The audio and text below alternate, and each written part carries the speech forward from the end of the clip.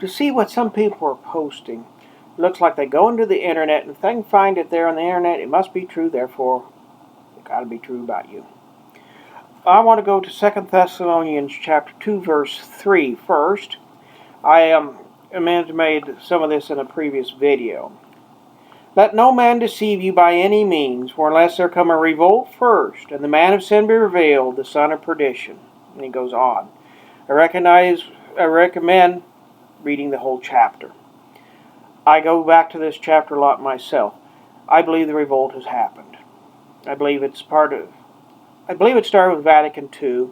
The spirit of Vatican II, which in another video I said, in fact I think in a couple of videos recently, I said went away even from Vatican II itself. And we should recognize the truth of that matter. But here's the point I want to get to, because this is what is happening to people. Okay, 2 Thessalonians 2, verses 10 and 11. And in all seduction of iniquity to them that perish, because they receive not the love of the truth, that they might be saved. Therefore God shall send them the operation of error to believe lying, that all may be judged who have not believed the truth, but have consented to iniquity. Okay? In the video on Shoot the Messenger, we need to have a love of the truth. We need to love truth so much that we don't care how God sends it to us. God is truth. God, the Holy Ghost, teaches us truth. If we're waiting on burning bushes, stop. Is the truth coming to you right now from me? Then listen to it. Okay? I don't care where the truth comes from. And there is truth on the internet, but we have to be careful.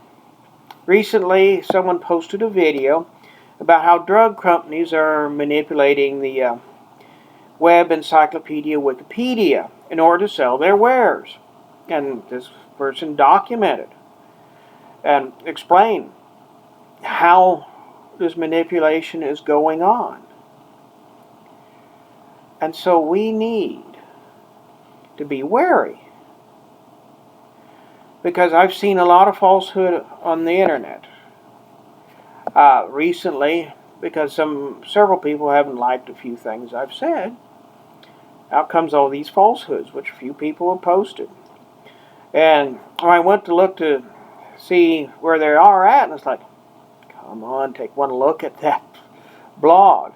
It's not even the original source, which is false, but at least looked good. But apparently it's not there anymore. No, this is what my dad called in his time in the military, third latrine.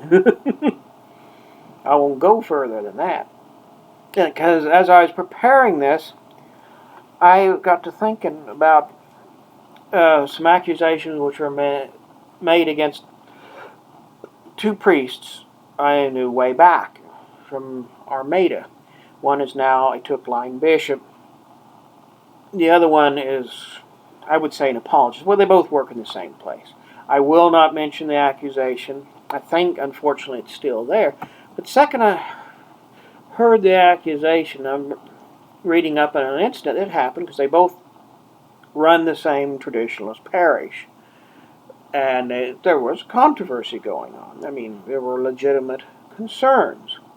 And I looked into those concerns. This one comes out of left field and said, all right. I know, especially I knew one of the priests rather well from my time in Armada. And then, no. I don't believe it. I don't even think it's possible. He's not that kind of man. Okay? And so why should I believe this? Now, this man has discredited himself, because can I believe anything else he says now? Because he is putting out something which I am reasonably certain is a lie. Is it possibly true? At the time, I thought, there's a little possibility. But then I thought about the next question. Does it even pertain to the question at hand? No. Doesn't matter. And see, that's another thing.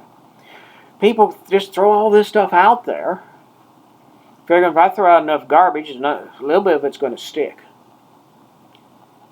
But we need to sort the you-know-what from the pepper, the fly droppings, from the pepper. What is truly important? In fact, I'm working on a project where I'm trying to reduce this down because there's a lot of mudslinging, and we don't need to sling mud because it's not pertinent to the situation. I can sling mud at you, and you can sling mud at me.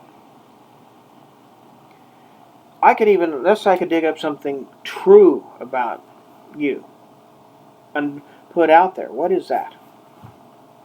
It's called the sin of calumny, or detraction if it's true, calumny if it's false. But let's take detraction. A common one I've seen thrown about is homosexuality. How many traditionalist priests have been accused of homosexuality? Are there possibly homosexuals amongst the traditionalist priests? I think it's possible. But is it even important to the point? And then how do you prove it? You got to catch them in the act, in my book. Okay? Catch them with their pants down, as it were. But even then, it's not important. It would be detraction. At best, it's detraction. Oftentimes, it's calumny. Calumny is to lie about someone. Detraction is to tell a truth that should not be told. And the example they give is one of a person who, let's say he did 5 years in prison for theft between ages 20 and 25. Now he's 65 years old. He just retired from a job he's held for 35 years, retired honorably, etc., has decided to move to a new town for his retirement, and someone finds out about his past and circulates it. That's detraction. He has a right to his good name. He has earned that in the 40 years between when he left prison and he retired. And the internet, I am afraid, is a lot of detraction and a lot of calumny. There are true things that shouldn't be there, and of course, lies don't belong there at all. But the main thing is, not everything you see on the internet is true. Check your facts. And before you start even fact-checking, is this, quote, fact even important? In other words, do I even need to look into it, or should I just take it and... Don't accept everything you see.